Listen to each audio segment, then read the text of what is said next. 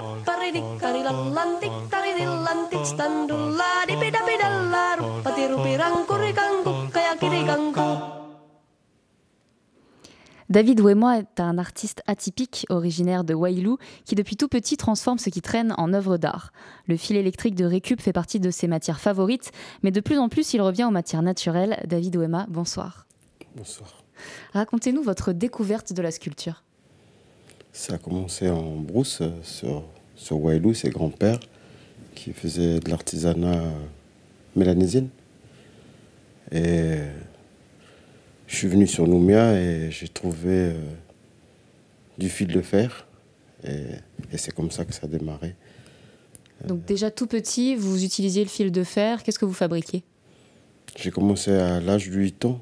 J'ai trouvé mon premier fil de fer et c'est comme ça que j'ai commencé à bricoler. C'était des personnages, des jouets ?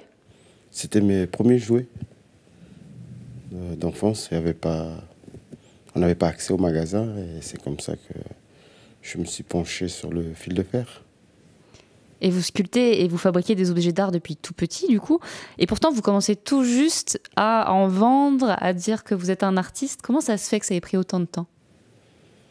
Parce qu'au départ, je ne savais pas que c'était aussi beau et que c'était bien fait. Et j'avais fait tout doucement comme ça jusqu'au jour où les amis, l'entourage m'ont dit que ce serait possible d'en vendre.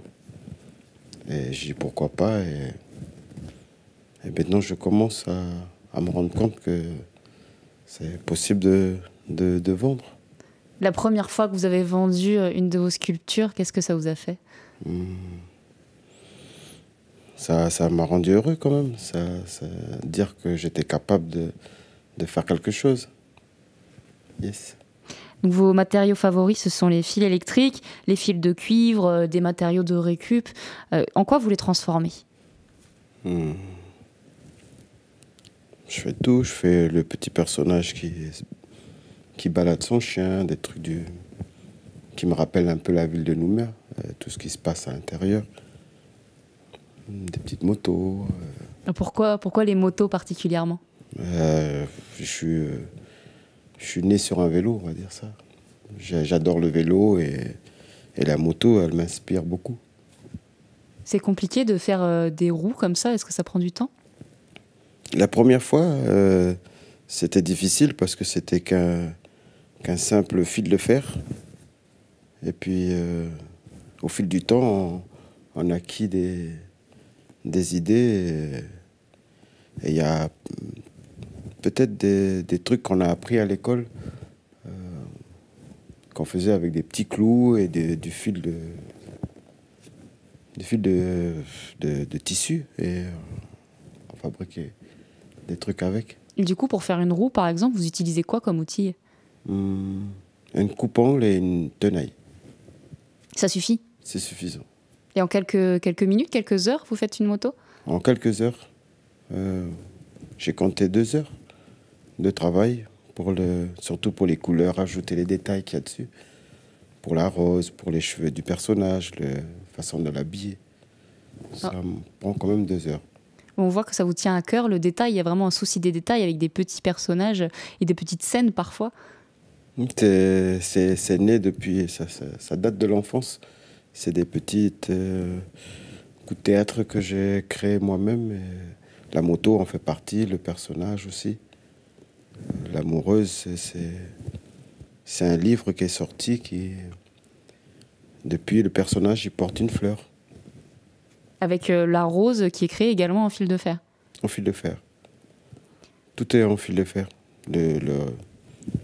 C'était de faire tout en fil de fer. C'était ça, de la tresse au fil de fer. Alors vous êtes un artiste touche à tout et en ce moment, justement, vous revenez un petit peu à des matières naturelles, à de la pierre, à des vanneries. Pourquoi ce retour un peu aux sources et à des matériaux plus traditionnels ? C'est pour retourner un peu à la tribu. Se rapproprier un peu des trucs de la tribu, de grand-père, même essayer de revenir sur l'arc, la flèche, qui revient à des vieux qui pourraient nous rappeler les grands-pères, Des chasseurs, des pêcheurs. chasseurs, cueilleurs. Et c'est peut-être pour ça que je m'intéresse aux matières naturelles. La suite, c'est peut-être des expositions, de la vente à la commande. Des expositions à la commande et peut-être à la vente après. Merci beaucoup David Ouéma d'avoir partagé votre art. On vous souhaite une belle continuation. Merci. Merci beaucoup.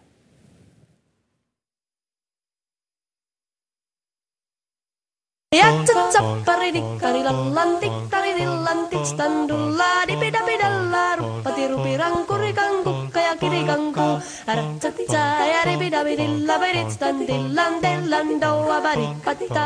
Retrouvez cette émission en replay sur votre site lapremière.nc.